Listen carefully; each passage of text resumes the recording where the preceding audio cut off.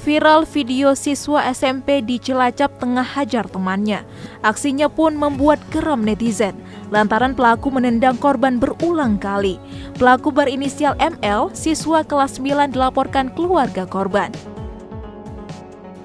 Wakapolresta Cilacap AKBP Dr. Arif Fajar Satria SH.SIK MH pun mengamankan pelaku. Dalam video yang beredar, ML pun sempat dihakimi massa sebelum diamankan. Korban pun mengalami sejumlah luka akibat pukulan dan tendangan.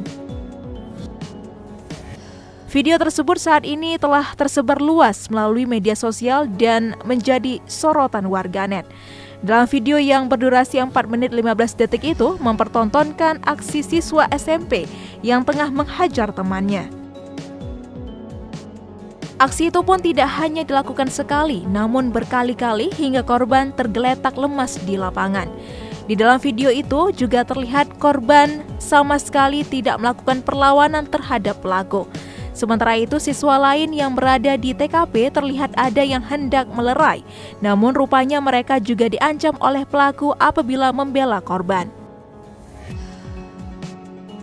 Ancaman itu rupanya membuat siswa lainnya takut dan membuat mereka hanya bisa menjadi penonton dalam aksi perundungan itu.